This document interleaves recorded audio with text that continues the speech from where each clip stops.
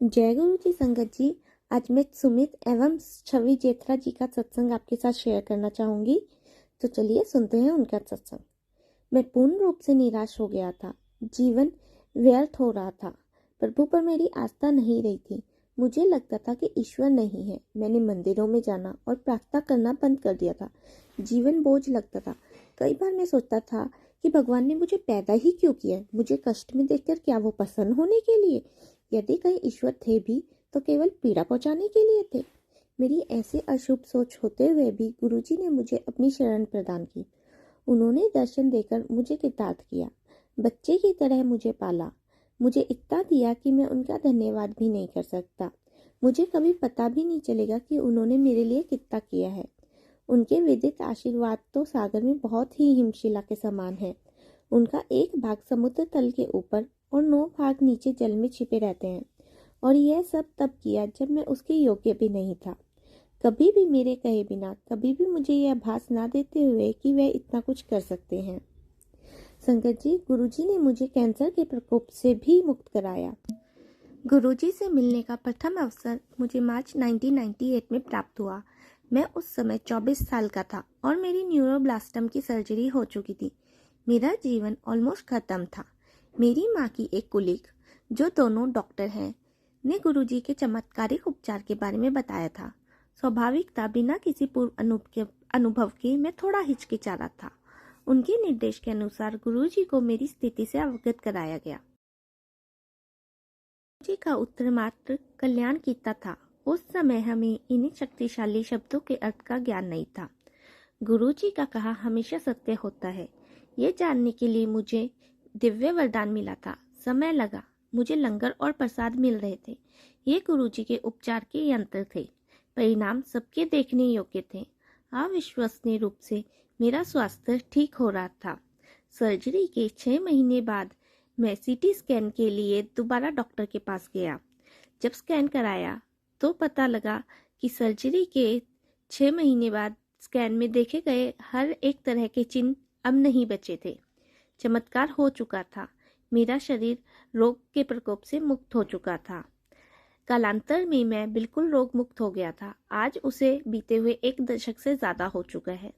न केवल वो एक बीमारी समाप्त हो गई, गुरुजी की दया से मेरा स्वास्थ्य भी ठीक है। मेरी औषधियाँ केवल लंगर और चाय प्रसाद हैं।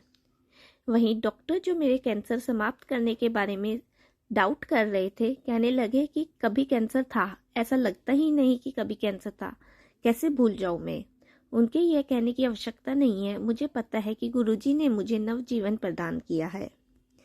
संगत जी, मेरा अगला सत्संग है फगवाड़ा से दिल्ली तक खुली आंखों से सोते हुए।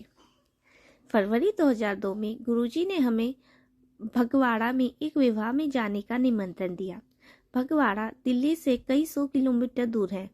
मैं अपने माँ बाप के साथ विवाह में गया था। विवाह के दिन हम सुबह दिल्ली से चले और शाम तक वहाँ पहुँचे। गुरुजी भी वहाँ पर नव दंपति और संगत को आशीर्वाद देने आए थे। समारोह के पश्चात गुरुजी ने जनरल मल्होत्रा, एक अन्य संगत परिवार जो दिल्ली से आया था, और हमें वहाँ रात भर रुकने को मना किया और तुरंत वापस दिल्ली जाने को कहा। हमने उनके आदेश का पालन किया। हम रात 12:30 बजे दिल्ली के लिए निकले। हम जनरल मल्होत्रा की जिप्सी गाड़ी के पीछे थे और मैं कार चला रहा था। चलने के तुरंत बाद मेरे माता पिता सो गए। 15 मिनट के पश्चात मुझे भी नींद के झोंके आने लगे। रात का समय था और नेशनल हाईवे पर बहुत कम अन्य गाड़ियां थी। हमें 100 किलोमीटर से ऊपर की गति से जा रहे थे। जैसे जैसे समय व्यतीत होता गया, मुझे और जोर से नींद आने लगी। मैं अपने पिता को नहीं जगा सकता था क्योंकि वह भी दिन भर गाड़ी चलाकर थके हुए थे और हमें गुरुजी के निर्देशों का पालन भी करना था। अतः यात्रा तो करनी ही थी। 3 बार मेरी नींद झटके से टूटी जब हमारी गाड़ी पक्की सड़क से कच्चे पर जाने लगी थी। हर बार मैं आराम से वापस मुख्य मार्ग पर आ गया था। एक बार कार रोककर मैंने मुंह भी धोया, पर उससे अधिक फायदा नहीं मिला। मेरी पूरी रात गाड़ी चलाता रहा। बड़ी कठिनाई से मैं अपना सिर सीधा रख पा रहा था। स्टीयरिंग पर दोनों हाथ रखे हुए मेरी आंखें आगे जा रही जिप्सी के पीछे बत्तियों पर टिकी हुई थी। यद्यपि मैं उससे दूरी बनाए हुए था। मुझे पता था यदि उस गाड़ी ने ब्रेक लगाई तो संभवतः मैं समय से पहले रोक नहीं पाऊंगा। मुझे यह भी आभास है कि उस रात हमने कोई शहर पार नहीं किया, ना ही सामने से किसी गाड़ी को आते हुए देखा। प्रातः दिल्ली पहुंचकर मैंने अपने पिता को कार चलाने के लिए कहा, क्योंकि यह अब मेरे लिए संभव नहीं था। उस रात क्या मैं गाड़ी चला रहा था या कोई अदृश्य शक्ति ने इतने 100 किलोमीटर तक गाड़ी को सही मार्ग पर रखा था? आज भी जब मैं यह प्रसंग अन्य लोगों को सुनाता हूँ तो वह सोच में पड़ जाते हैं। उस रात कुछ भी हो सकता था, पर मुझे पता था कि गुरुजी सदा हमारी रक्षा कर रहे हैं, चाहे हम जागे, चाहे सोए, या वाहन चला रहे हों या नहीं। किंतु परंतु सोचे बिना हमें उनके कथन का पालन करना है।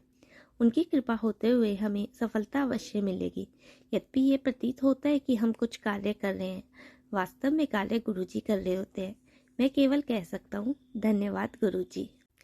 मेरे कैंसर के ट्रीटमेंट के बाद गुरुजी अक्सर मेरे माँ बाप से कहते थे, मुंडे दा ब्याह करा दो।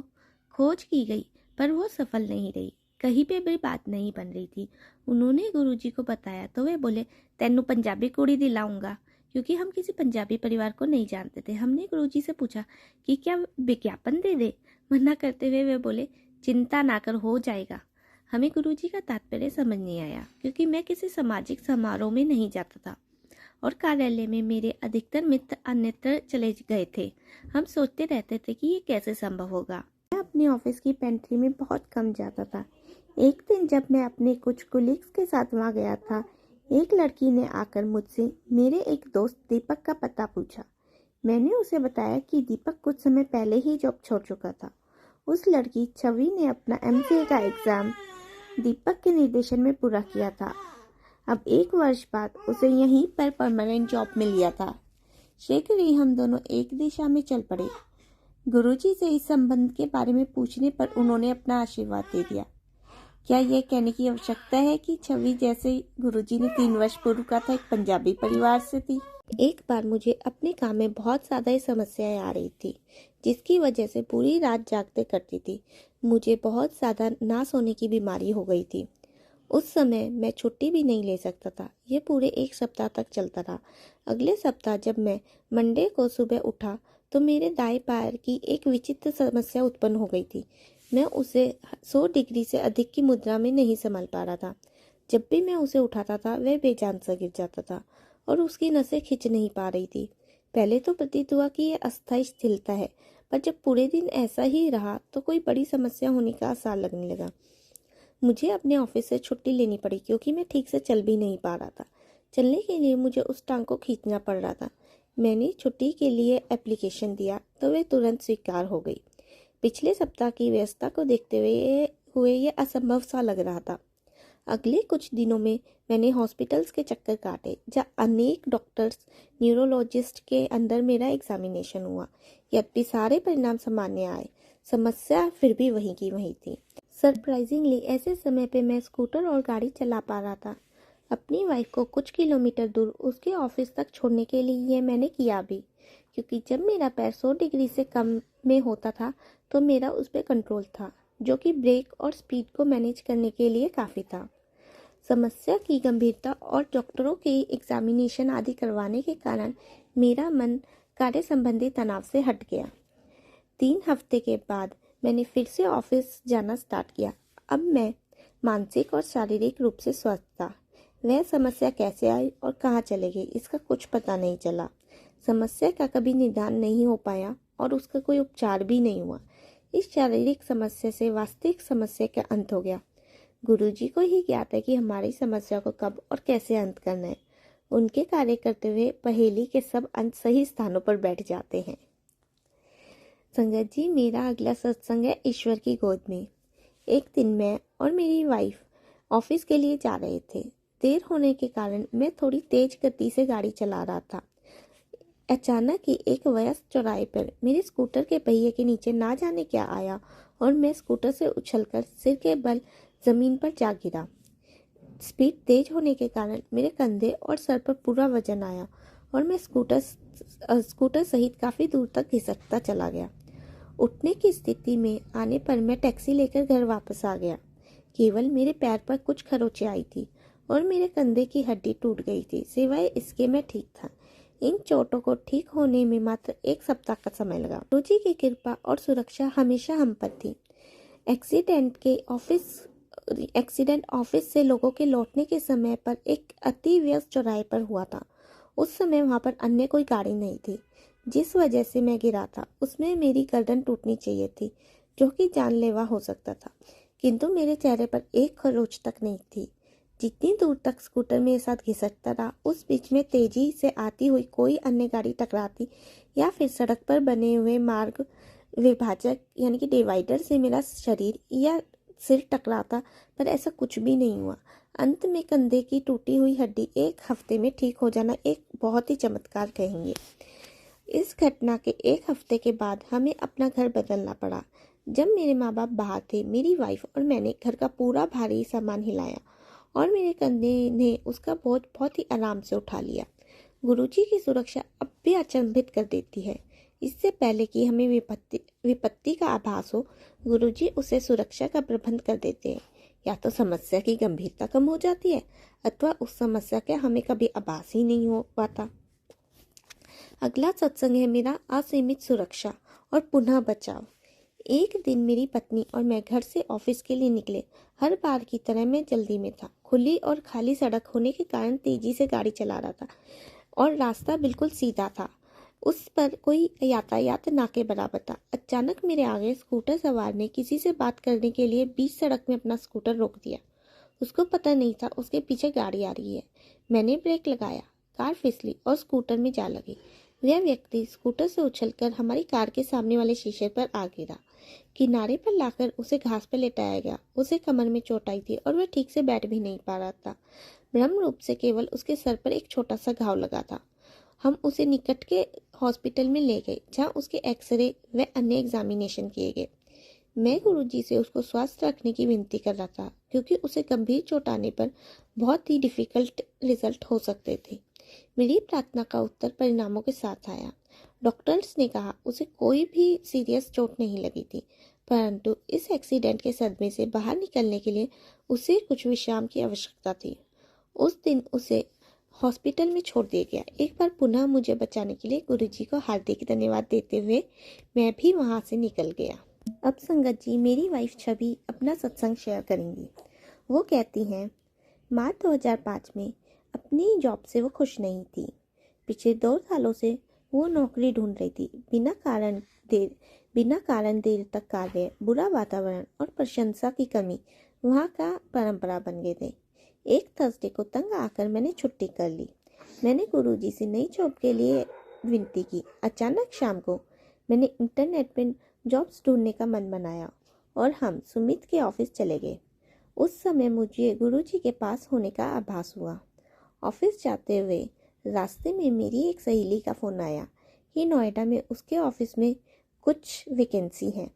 मैंने कार में लगे हुए गुरुजी की फ़ोटो की ओर देखा तो ऐसा लगा मानो वो मुस्कुरा रहे हैं। सुमित के ऑफिस पहुंचकर मैंने अपना CV उसको भेज दिया। अगले दिन ही वहां से सैटरडे को होने वाली रिटन एग्जामिनेशन और इंटरव्यू के लिए बुलावा आ गया, क्योंकि वहां जाने के लिए केवल आधा दिन ही बचा था और पढ़ने के लिए बहुत कुछ था। मैंने सुमित को मेरी जॉब एप्लीकेशन के बारे में बताया। सुमित ने 1 घंटे से कम समय में मेरी परीक्षा ली और कुछ 10-15 क्वेश्चन पूछे।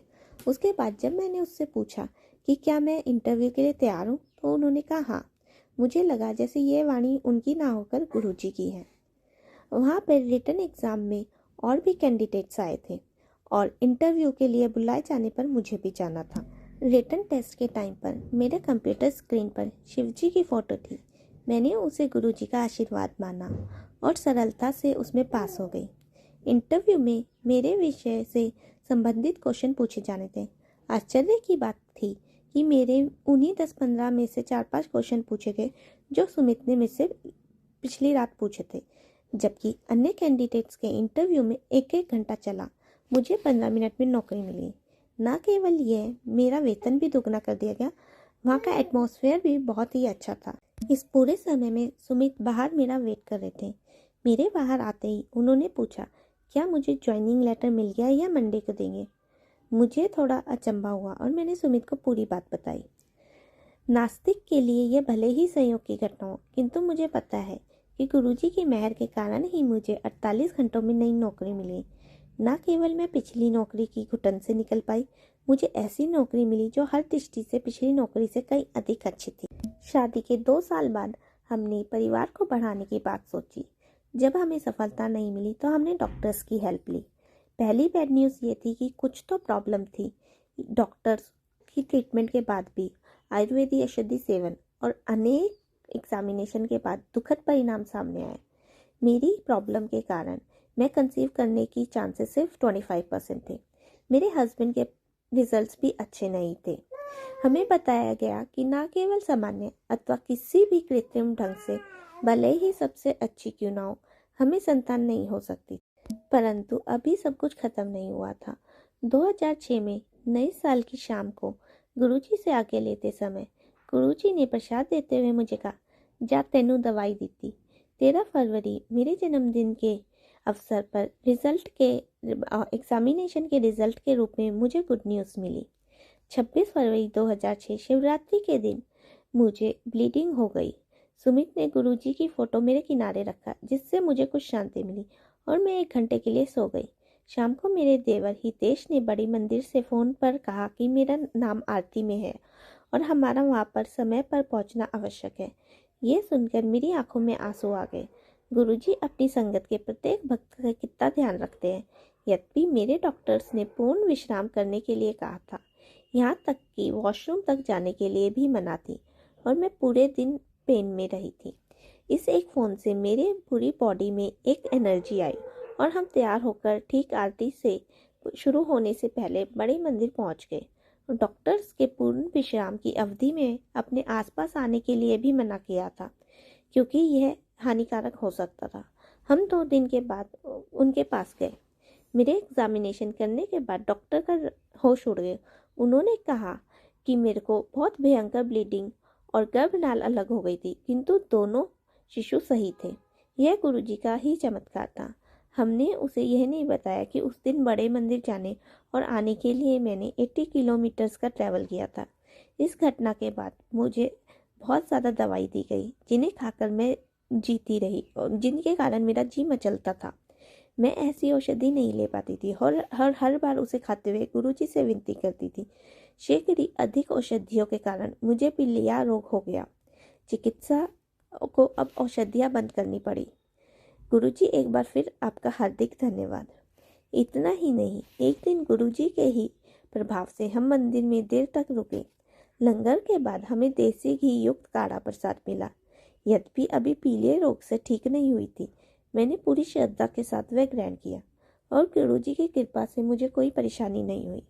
डॉक्टर्स के अनुसार 22 जनवरी की दिन मेरी डिलीवरी डेट बताई गई, किंतु गुरुजी के कहे अनुसार उनके वे सुनहरे उपहार जुड़वा 21 सितंबर को ही पैदा हो गए।